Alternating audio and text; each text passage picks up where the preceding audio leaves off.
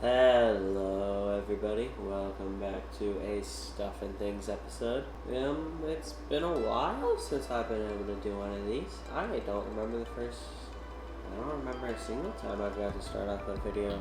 That's usually Logan and Christian's thing. So today I'm just gonna be talking about a series that I very much appreciate. That's Jurassic Park. So this actually hits me real hard, this movie series, because 5-year-old Tyler, pick up his dinosaur documentary, finds in the CD pile in the living room, puts it in, starts watching it, and then he's like, ooh, me love dinosaurs, and then he finds that little Jurassic Park CD sitting there, picks it up, watches it for this time, and then he can't stop watching it. To be honest, I've watched the movie about 150 times probably by now. Don't really know. But I've also read the book. That was a very good book, honestly. I can say that I liked it, and I'm not usually a book reader, so yeah, that was a surprise. Well, Jurassic Park, so if you don't know, Jurassic Park is basically an island, okay? An island where dinosaurs live. So there's this company called InGen, who genetically engineered dinosaurs from fossils and frog DNA. All of them are female, but as we learn further in the movies, that because of the frog DNA, they're able to change their genders, which is a little funky, but yeah, that's fine. But yeah. So as we start off Jurassic Park, if you don't know already, we got Mr. Grant. He's basically our main character. He and Malcolm, Jeff Goldblum, best actor ever. Not really, just I like him a lot. But so Jurassic Park. There's a lot of things I could say about it.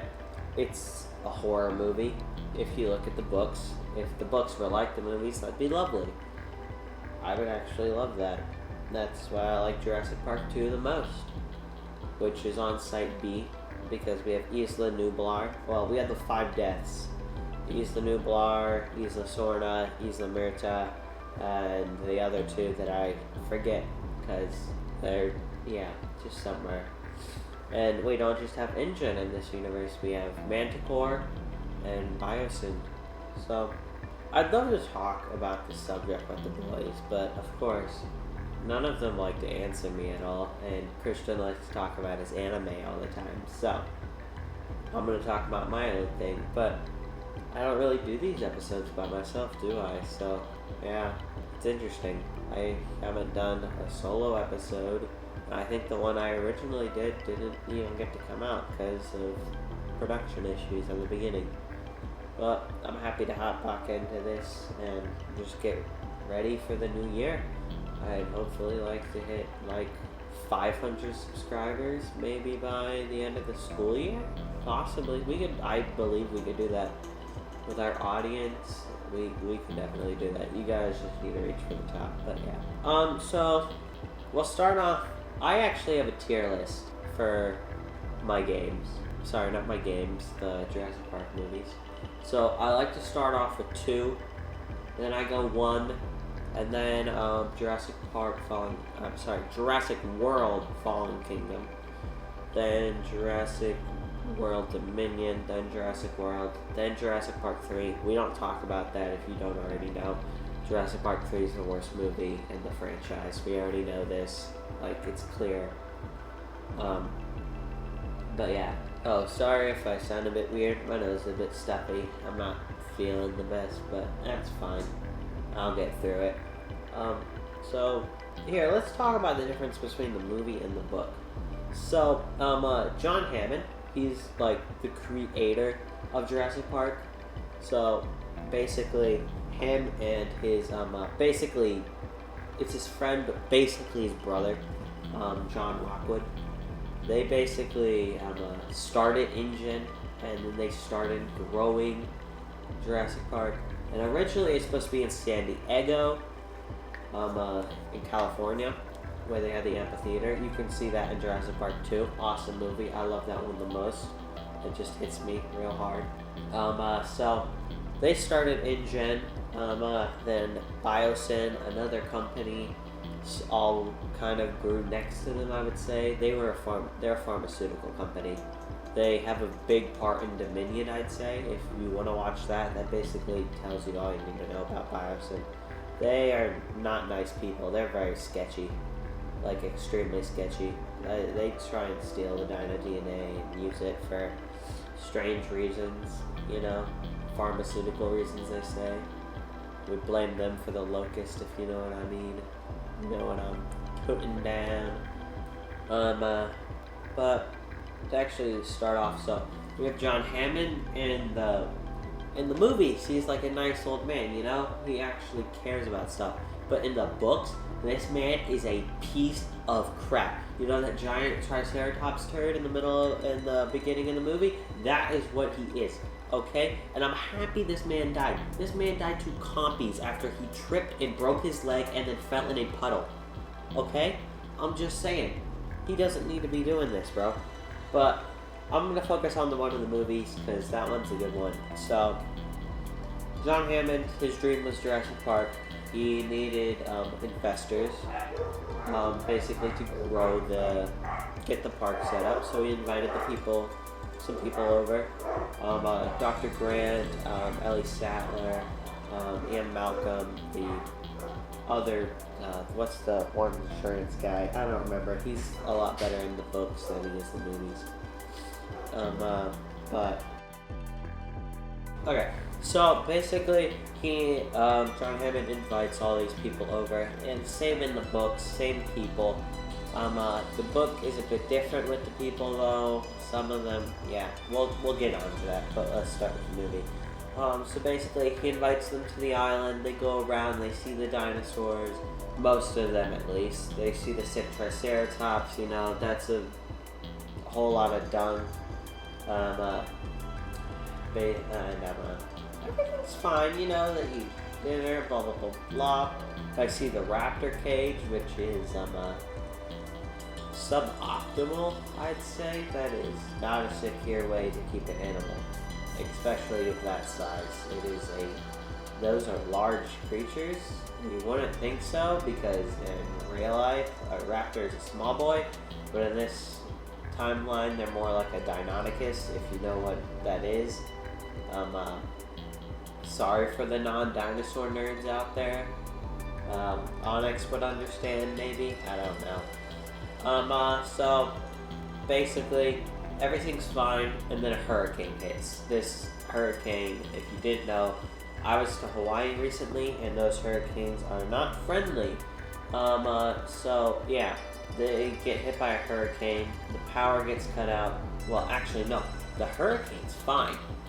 But then this little weasel, Dennis Nedry, he's like the villain, basically, this whole entire thing.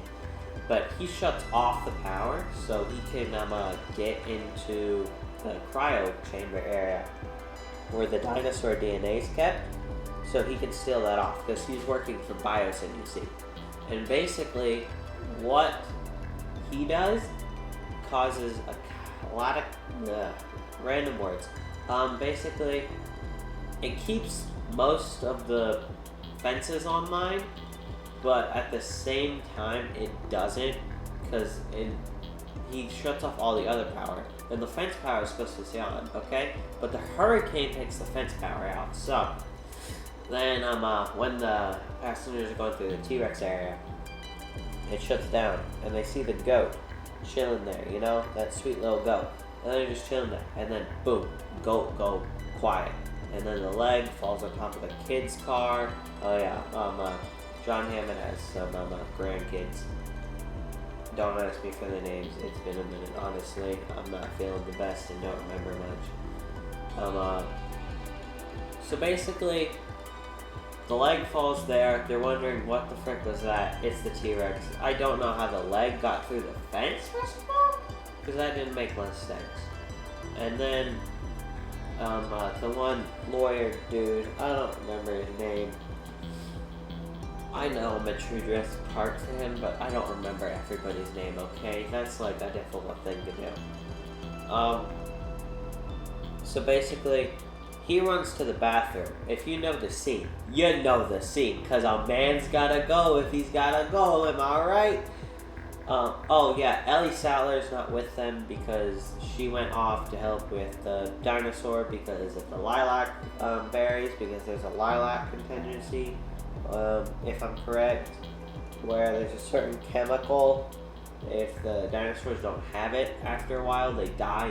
But eventually this ends up that it doesn't work at all, because of course it doesn't.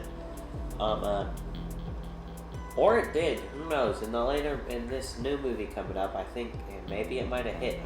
It's unsure. But basically, the T-Rex breaks out, tips over the kid's car. Ian and Grant try and distract the T-Rex away from the kids, but eventually Ian runs off with his flare, because he's got to be the awesome savior of the kids, because he's the kids guy. And he saves the kids, basically saves the kids, I'd say. Not really, but oh yeah, T-Rex eats the guy on the toilet. That's the best scene in that entire movie. We gotta be honest, okay, people?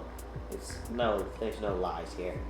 And then Ian gets ran over by the T-Rex, or he gets tripped up, or gets crushed by some trees. He's not dead though, because Ellie and Muldoon, that's his name, they find him and bring him home while the T-Rex chases him. But let's go back to Grant and the kids. So Grant goes to the kids, they save, is it Billy? I don't remember. The one kid from drowning in the mud, basically. And then they get out, but he doesn't actually get out because the T-Rex throws the car off. Okay, so I want this to be known. Christian has played the freaking Lego game, but has never watched a single movie, and he acts like he knows what's going on. It makes me so mad, okay? But, so he gets pushed off into the tree. The kid's still in the tree.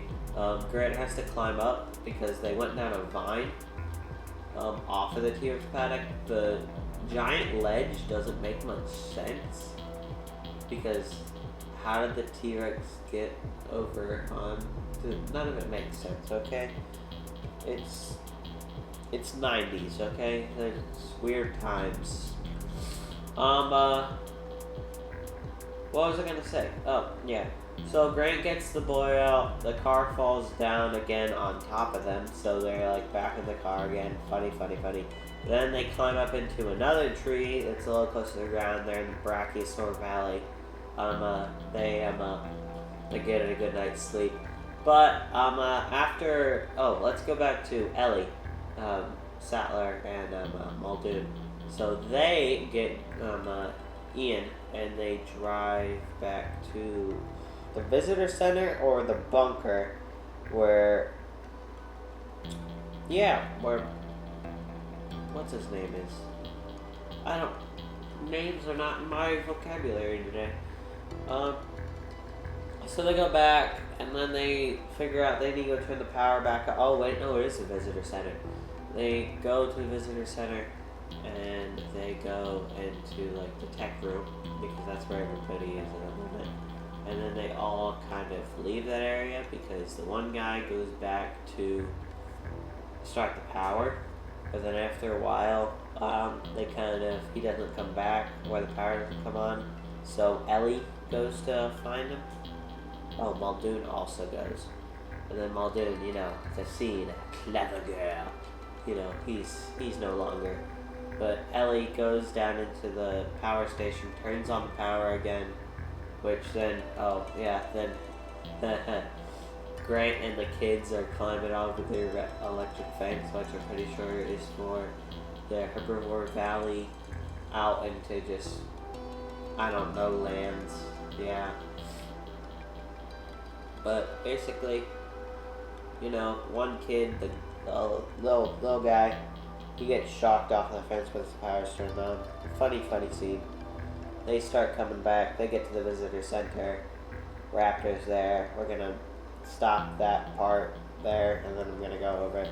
So Ellie and Ellie, since she's done turning the power on, she finds the arm of the one guy, and the arm of the one guy, the one science guy. And basically, the raptor got him, okay? So this man's dead. Just his arm. Well, not even his arm. It's like his hand and a little bit of his arm. But the raptor chases her out, and she locks the door. Power's back on, though. That's good. She runs back to the visitor center, and then they all meet up. Okay, so Grant goes out and meets Ellie, but then the kids are eating in the dinery, and then the raptors show up, and then they go into the kitchen. And the kitchen scene, if you haven't watched the kitchen scene, what are you doing, bro? Like, are you skipping through half the movie? Like, bloody hell, bro. So, the kids lead the raptors into the kitchen. They try and stay as quiet as possible. Then eventually, they trap one of the raptors inside of the freezer. And then the other one just kind of, I don't remember what happened. But, yeah. So, they get out, they meet Grant and Sattler in the tech room. Yeah, the tech room that there is. And then they go sneak around because the raptor's outside trying to open the door, yeah. And they have the shotgun, but stuff's going on there. They reboot the system, everything. And they sneak out to the main lobby with the skeletons in it. And then the raptors chase them. But the T-Rex shows up and saves them. Who knows how the T-Rex got in the freaking building? It surprises me. Is that door that big? I don't think it is. But, so, they get out, saved by the T-Rex, he roars, they leave on the helicopter, but, yeah. So, basically, the movie's the same thing, except the lawyer lives, so does Muldoon, if I'm sure, and, oh, the freaking T-Rex in the book, though, that thing is a monster. Like, the book is a horror. Like, Jurassic Park is supposed to be horror. I completely believe that. Because the books are terrifying, bro. Especially book 2, The Lost World. That's freaking terrifying. If you don't know, like, in the movies, we get hybrids, technically in Jurassic World, even though the Spinosaurus is technically a hybrid because it's genetically modified. Yeah, blah, blah, blah, blah, blah. They're all genetically modified, but the real hybrid. But in the second book, there is the Carnotauruses. And they scare the T-Rexes because they go invisible. That's in the worker camps. Like, in the movies, it's the raptors chasing the humans down. But when they get to the worker camp in the book, it is all out just survival. Like, last man standing, bro. These Carnos are literally invisible to the eye. They're almost Indominus Rex good. I think even better, honestly. They're smaller, they're quicker, they have more camouflage, but yeah. So, I don't really know if anybody wants more solo episodes from me. I just wanted to do one, honestly. I feel like Christian gets a spotlight in this podcast of ours. But I just wanted a short little video on something I personally love. And if you guys honestly want to see any more from me or any of the other guys, I want you to comment that, because your opinions are the things that actually matter to us in this podcast. Like, our opinions, yes, they matter. But if you guys can share your, like, what you want from us to do, that would be lovely, because honestly, we're just winging it here. And I'd like to see where it goes, because we won't be here forever. We eventually hope to switch it off to other people in our school, because we don't want to keep this just on us. We know we're not going to be able to do this with the career paths we're choosing, and just, yeah. I hope that we can do videos in the future. Like, we can still stick around if you want us to, but honestly, we're going to be switching it off to other people. Not this year. Next year, you may see some videos from not just us, but the other people that we're going to be choosing. So, I hope you have a lovely day. I am going to try and fit this in the schedule we're creating. We just try to pop off some videos this first week just to make sure we're actually getting views and you guys actually want to watch us still. But we're going to start setting up schedule, and I'm going to be working on gaming videos here soon, because we all know that is lacking. That is severely lacking. So if you guys want to subscribe, honestly, go ahead and do it. Like just helps us share the video. If you want to share the video, that's perfectly fine with me, honestly. It's your opinion, it's your choice. It's a free world out there. You get to make your own decisions. But everyone to talk about Jurassic Park stuff again, and not just Christian's anime, if you know what I mean. That stuff. If only you knew how much I gotta edit out from that. But love you guys, I guess. You know, you keep us up. You know, it's important to us that you watch these videos, and just So, bye guys. Have a good day, and don't forget, Christian needs to stop being weird. Tell him that right now. I need that down in the comments. All right, bye guys.